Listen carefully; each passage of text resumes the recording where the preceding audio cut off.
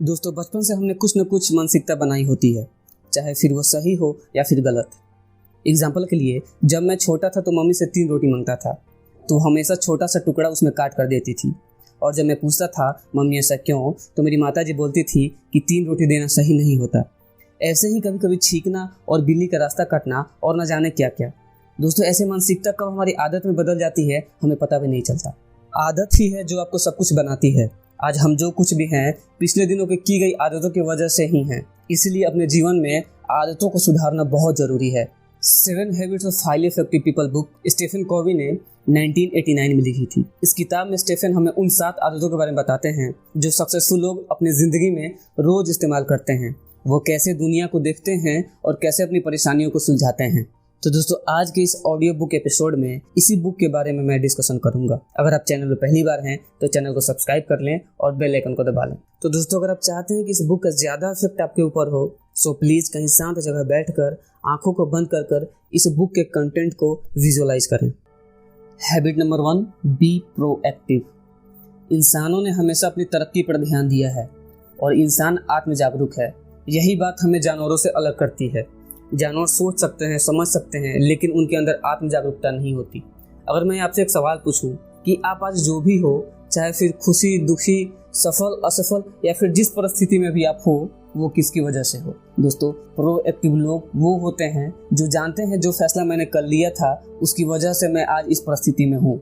आज आप जो भी हो, आप खुद की वजह से हो। आज आप दुखी या खुशी या फिर सफल या फिर असफल हो, जो भी हो खुद की वजह से हो। इसमें दूसरे की कोई गलती नहीं है। प्रोएक्टिव लोग अपनी परिस्थिति को किसी दूसरे पर नहीं थोपते। वो जानते हैं अगर मैंने बीते कल में वो काम नहीं किया होता तो आज मैं कुछ और ही होता। इसीलिए दूसरों पर ये इल्ज़ाम लगाना छोड़ दो कि उसकी वजह से आपकी ज़िंदगी खराब हो गई है। इस दुनिया में 2 तरह के लोग होते हैं, एक प्रोएक्टिव और रिएक्टिव। दोनों की भाषा में और थिंकिंग में ज़मीन आसमान का फ़र्क होता है। रिएक्टिव लोग अपनी ज़िंदगी के लिए हमेशा दूसरों को दोष देते फिरते हैं, किसी भी गलती के लिए कभी खुद को जिम्मेदार नहीं ठहराते।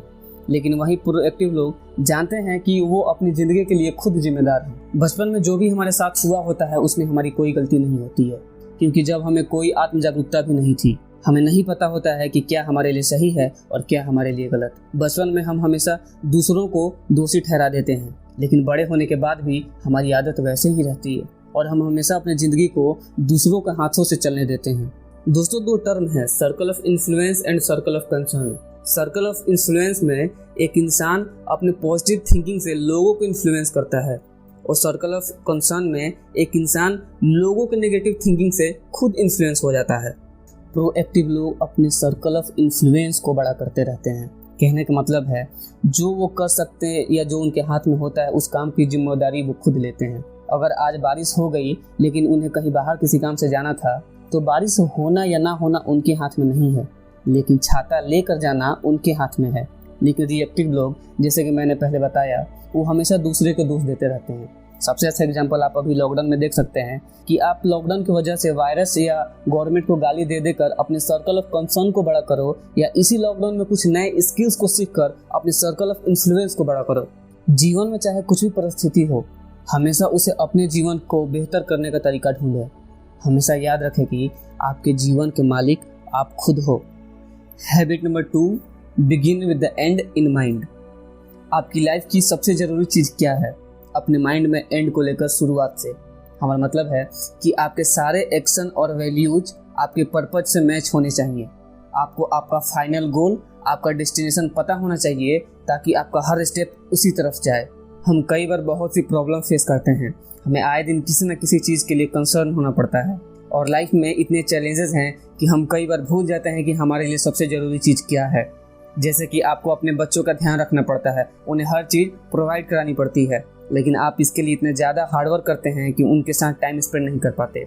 आप ये भूल जाते हैं कि मटेरियल चीज़ों से ज़्यादा उन्हें आपके प्यार और सपोर्ट की भी ज़रूरत है। अगर आप सच में अपने बच्चों से प्यार करते हैं तो उन्हें हर दिन शो कराएं कि आप उन्हें कितना चाहते हैं।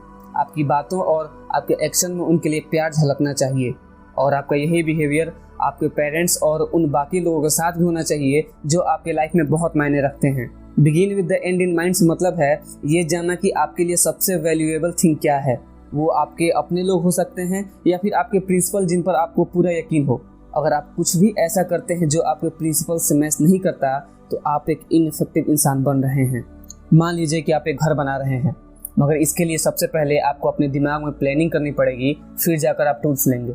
अगर आपके घर में बच्चे हैं तो आपके घर का हर कोना चाइल्ड फ्रेंडली होना चाहिए। अगर आप कुकिंग का शौक रखते हैं तो आपको अपनी किचन अपग्रेड रखनी पड़ेगी।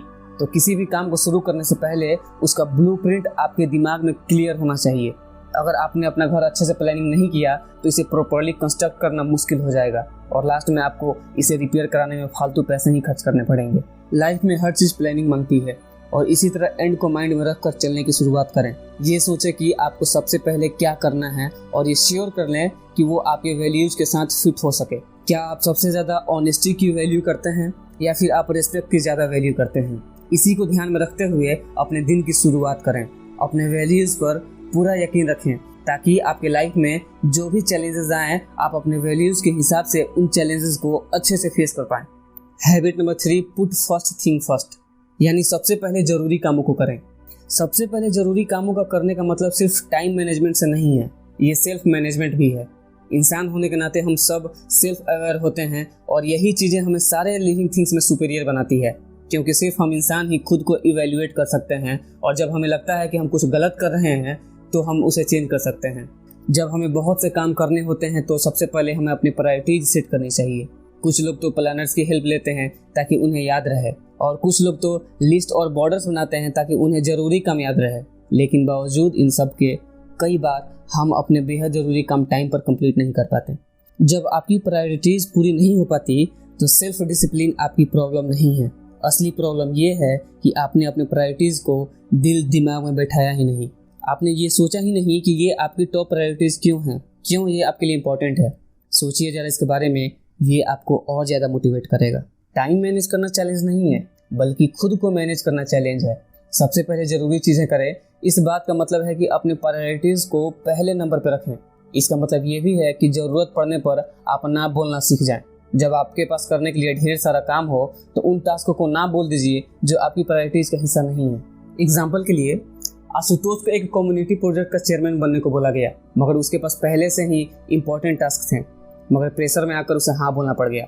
आशुतोष ने अपने पड़ोसी एक नितिन से पूछा कि इस प्रोजेक्ट को ज्वाइन करना चाहेगा। आशुतोष की बात सुनकर नितिन ने कहा, आशुतोष ये प्रोजेक्ट काफ़ी मज़ेदार लगता है मगर कुछ रीज़न से मैं इसमें पार्टिसिपेट नहीं कर सकता हूँ, मगर सच में तुम्हारे इस इन्विटेशन को मैं बहुत अप्रिशिएट करता हूँ। उसके बाद आशुतोष को लगा कि जैसे नितिन ने किया उसे भी वही करना चाहिए था। वो भी तो पोलाइटली ना बोल सकता था जब उसे चेयरमैन बनने के लिए बोला गया था। ये प्रोजेक्ट कम्युनिटी के लिए अच्छा था मगर नितिन को अपनी टॉप प्रायोरिटीज़ मालूम थी, इसीलिए उसने ना बोला। उसके पास करने के लिए दूसरे ज़रूरी काम थे और इसीलिए उसने पोलाइटली ना बोलने की हिम्मत की। अगर आप अपनी प्रायोरिटीज़ को अपने दिल और दिमाग में अच्छे से प्लान कर लेंगे तो आपके लिए बाकी चीज़ों का ना कहना आसान रहेगा और आप अपने ज़रूरी कामों को आसानी से टाइम पर पूरा भी कर पाएंगे। सेल्फ डिसिप्लिन से ज़्यादा ज़रूरी है कि आपके पास विल पावर हो जिससे आप ज़रूरी कामों को सबसे पहले निपटा सकें। Habit number 4, think win win. Win win एक ऐसा सॉल्यूशन है जो आपको और उन लोगों को जिनसे आप इंटरेक्ट करते हैं काफ़ी बेनिफिट होगा। जब भी आपका अपने फैमिली और कलीग्स के साथ कोई इशू होता है तो उसका कोई सॉल्यूशन निकालना ही पड़ता है जिससे सबका भला हो। विन विन बेस्ट सॉल्यूशन है। अगर कोई जीतता है और दूसरा हारता है तो इससे एक लंबा और मजबूत रिलेशन नहीं बन पाएगा। इमेजिन करो कि आपका अपने कलीग से डिसएग्रीमेंट हो जाता है तो आपको ये करना है कि जो भी प्रॉब्लम है उस पर खुलकर बात करनी है, उसका कोई ऐसा सॉल्यूशन निकालें जो आप दोनों के लिए सही हो, लेकिन अपने कलीग को खुद पर हावी ना होने दें, ना ही आप उस पर हावी हो। आप दोनों का रिश्ता बैलेंस होना चाहिए जिसमें दोनों की जीत हो। इस तरह से आपके और आपके कलीग में कोऑपरेशन रहेगा जिससे आप एक टीम की तरह काम कर सकते हैं। एक दूसरे के साथ कम्पिटिट करने से कहीं ज़्यादा ये अच्छा है। अब इमेजिन करें कि आप एक बॉस हैं और अपने किसी एम्प्लॉय से आपका डिसएग्रीमेंट होता है तो जाहिर सी बात है कि आपकी ही बात ऊपर रहेगी क्योंकि आपका एम्प्लॉय अपने जॉब की वजह से आपके सामने चुप ही रहेगा। एक बॉस होने के नाते आप बेशक आर्गूमेंट में उसे जीत जाएं मगर लॉन्ग टर्म में देखें तो आपकी ही हार होगी क्योंकि अपने एम्प्लॉय को नीचा दिखाकर आप उन्हें मोटिवेट नहीं कर सकते। वो आपके लिए काम तो करेगा मगर मन मार के, तो कुल मिलाकर नुकसान तो आपका ही हुआ। कॉम्प्रोमाइज़ करना हमेशा अच्छा होता है, फिर भले ही आप बॉस ही क्यों ना हो। आपके लिए यही अच्छा होगा कि आप अपनी पोजीशन का इस्तेमाल ना करें। अपने एम्प्लॉय को खुश रखने में ही आपका ज़्यादा फायदा है। अगर आप हमेशा विन विन सिचुएशन सेटल करते हैं तो आपके एम्प्लॉयज़ ज़्यादा इफेक्टिव होंगे और ये आपकी कंपनी के लिए भी फायदेमंद होगा। साथ ही आपको बार बार लोगों को हायर करके उन्हें ट्रेन करने की जरूरत भी नहीं पड़ेगी। विन विन सिचुएशन सिर्फ वर्क प्लेस पर ही अप्लाई नहीं होती, ये हर तरह के रिलेशनशिप में भी एप्लीकेबल है। जब भी आपके अपने पार्टनर, आपके बच्चों, दोस्त या पड़ोसियों के साथ डिसएग्रीमेंट हो तो विन विन सिचुएशन के बारे में सोचें। फिर आप देखेंगे कि कैसे आपके हर रिलेशन में और भी ज़्यादा प्यार और ट्रस्ट आएगा। Habit number 5, seek first to understand then to be understood. पहले दूसरों को समझो फिर अपनी बात समझाओ। कम्युनिकेशन लाइफ की सबसे ज़रूरी स्किल है। आप अपने कई साल पढ़ना, लिखना और बोलना सीखने में लगा देते हैं, लेकिन सुनने का क्या? आपको ऐसी कौन सी ट्रेनिंग मिली है जो आपको दूसरों को सुनना सिखाती है ताकि आप सामने वाले को सचमुच अच्छे से समझ सकें? शायद कोई नहीं। ऐसा क्यों? अगर आप ज़्यादातर लोगों की तरह हैं तो शायद आप भी पहले खुद अपनी बात समझाना चाहते होंगे और ऐसा करने में आप दूसरे व्यक्ति को पूरी तरह इग्नोर कर देते होंगे। ऐसा दिखाते होंगे कि आप सुन रहे हैं, पर दरअसल आप बस शब्दों को सुनते हैं और उनके असली मतलब को पूरी तरह से मिस कर जाते हैं। सोचिए ऐसा क्यों होता है? क्योंकि ज़्यादातर लोग इस इंटेंशन के साथ सुनते हैं कि उन्हें रिप्लाई करना है, समझना नहीं है। आप अंदर ही अंदर खुद को सुनते हैं और तैयारी करते हैं कि आपको आगे क्या कहना है, क्या सवाल पूछने हैं। आप जो सुनते हैं उसे अपनी आत्मकथा से तुलना कर देखते हैं कि ये सही है या गलत, और इस वजह से आप दूसरे की बात खत्म होने से पहले ही अपने मन में एक धारणा बना लेते हैं कि अगला क्या कहना चाहता है। क्या ये कुछ वाक्य आपको सुने सुने से लगते हैं? जैसे, अरे मुझे पता है कि तुम कैसा फील कर रहे हो, मुझे भी ऐसा ही लगा था, मेरे साथ भी ऐसा ही हुआ था मेरे दोस्त, मैं तुम्हें बताता हूँ कि इस वक्त में मैंने क्या किया था। ऐसे वाक्य आपने बहुत सुने होंगे। चूँकि आप अपने जीवन के अनुभवों के हिसाब से ही दूसरों को सुनते हैं, आप लोगों को कुछ इस तरीके से जवाब देते हैं। सबसे पहले आप जज करते हैं, उसके बाद सहमत या असहमत होते हैं, या फिर आप अपने हिसाब से सवाल जवाब करते हैं, या फिर आप सलाह देते हैं और उपाय सुझाते हैं, या फिर कभी कभी आप दूसरों को मकसद और व्यवहार को अपने एक्सपीरियंस के हिसाब से एनालाइज कर देते हैं। शायद आप सोच रहे हो कि अपने एक्सपीरियंस के हिसाब से किसी से रिलेट करने में बुराई क्या है।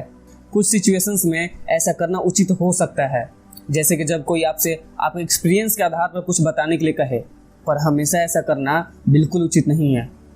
Habit number 6, synergies.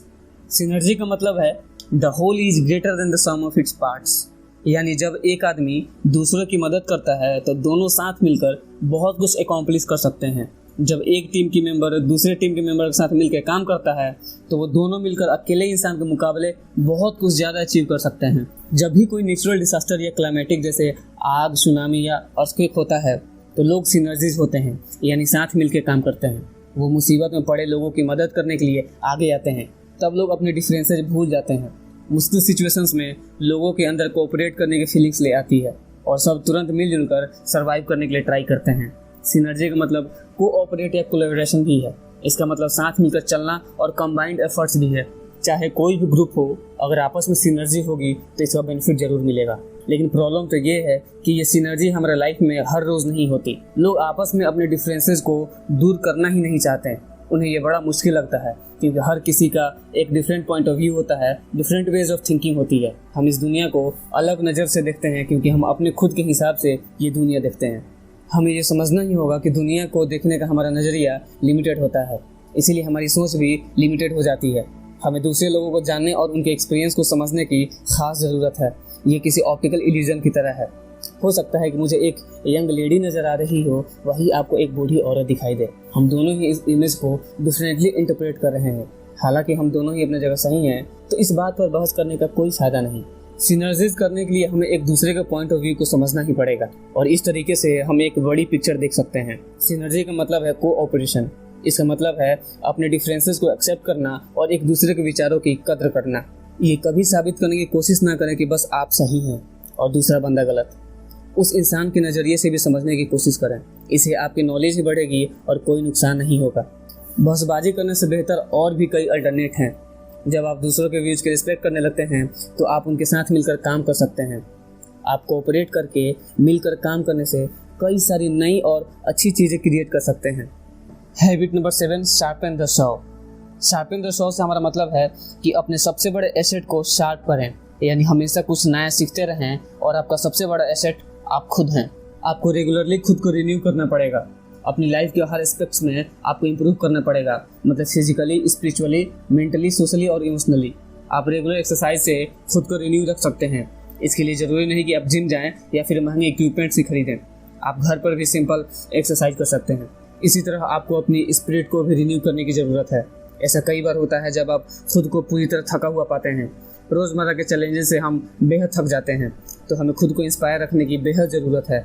और आप प्रेइंग, म्यूज़िक, बुक रीडिंग करके या फिर नेचर के साथ जुड़कर खुद को इंस्पायर कर सकते हैं। ये आप पर डिपेंड है कि आपकी स्पिरिट किस तरीके से अच्छा फील करेगी। कभी कभी एक ब्रेक लेना भी बेहद ज़रूरी होता है, ताकि आप खुद को टाइम दे सकें और अपने बारे में सोच सकें। हम जब यंग होते हैं तो हमारा दिमाग खुद ही अपनी एक्सरसाइज कर लेता है, लेकिन एक बार स्कूल ख़त्म करने के बाद हम शायद ही कोई बुक पढ़ने का टाइम निकाल पाते हैं या कुछ नया सीख पाते हैं। लेकिन लर्निंग सिर्फ स्कूल तक की लिमिट नहीं होनी चाहिए। हम इसके बाद भी खुद को एजुकेट करने के तरीके ढूंढ सकते हैं। अपने डेली रूटीन के कामों से हटकर कुछ अलग चीज़ें ट्राई करें। खुद को चैलेंज करें कि आप कम से कम हर महीने एक बुक पूरी पढ़ सकें। और जो लोग बहुत बिजी हैं और बुक नहीं पढ़ सकते हैं, तो आप ऑडियो बुक भी सुन सकते हैं। हमारे सोशल और इमोशनल एस्पेक्ट्स एक दूसरे के साथ क्लोजली जुड़े होते हैं। ऐसा इसलिए क्योंकि हमारे इमोशनल लोगों के साथ इंटरेक्ट करने से ही पैदा होते हैं। हर दिन हमें दूसरों के साथ अपने रिलेशन इंप्रूव करने का मौका मिलता है। तभी तो कहा गया है कि अर्न योर नेबर्स लव, यानी अपने पड़ोसियों से प्यार करें। अगर आप एक काइंड नेचर पर्सन हैं तो यकीन मानिए आप एक लंबी खुशहाल लाइफ जिएंगे। अब आप इमेजिन करें कि जैसे आप जंगल में वॉक पर गए हों। आपको एक आदमी नज़र आता है जो एक छोटे से पेड़ को काट रहा है। आप देखते हैं कि वो आदमी काफ़ी थक गया है, तो आप उसे पूछते हैं कि वो कितनी देर से ऐसा कर रहा है। वो आदमी कहता है 5 घंटे हो गए हुजूर, मैं अब थक कर चूर हो गया हूँ, ये बड़ी मेहनत वाला काम है। तो आप उस आदमी को सलाह देंगे कि कुछ मिनट का ब्रेक लेना चाहिए। हो सकता है उसे अपनी कुल्हाड़ी में साफ करने की ज़रूरत हो, और आप उसे ये भी कहते हैं मुझे यकीन है कि इससे आपका काम तेज़ी से हो जाएगा। मगर वो आदमी मना कर देता है। वो कहता है कि वो इतना बिजी है, उसे अपनी कुल्हाड़ी को साफ करने का टाइम ही नहीं है। अब किसी भी चीज़ को इफेक्टिवली कट करने के लिए कुल्हाड़ी को साफ करने की तो ज़रूरत पड़ेगी नहीं। ठीक इसी तरह खुद को और भी इफेक्टिव बनाने के लिए हमें भी अपने एसेट साफ करने होंगे, और आपका एसेट आप खुद हैं। आपको टाइम निकाल कर खुद को रिन्यू करना ही पड़ेगा, क्योंकि जो टूल आपकी लाइफ में ज़रूरी है वो तो आपके पास ही हैं। बस उनको साफ करने की बीच बीच में ज़रूरत पड़ती रहेगी। और आपके एसेट्स हैं आपकी बॉडी, आपकी माइंड और सोल, और उन्हें साफ करना कभी भी ना भूलें। तो दोस्तों, ये थे इस किताब के 7 हैबिट्स। तो हमने इन 7 हैबिट से क्या क्या सीखा उसे एक बार थोड़ा सा समराइज़ कर लेते हैं। हैबिट नंबर 1, 2 और 3 आपको अपने कैरेक्टर इंप्रूव करने में मदद करेंगे। हैबिट नंबर 4, 5 और 6 दूसरों के साथ अपने रिलेशन इंप्रूव करेंगे। और लास्ट में हैबिट नंबर 7 से आप अपनी ये अच्छी क्वालिटी लाइफ टाइम तक मेंटेन करके रख सकते हैं। तो दोस्तों, अब जो भी आपने सीखा है उसे डेली लाइफ में अप्लाई करना सीखें।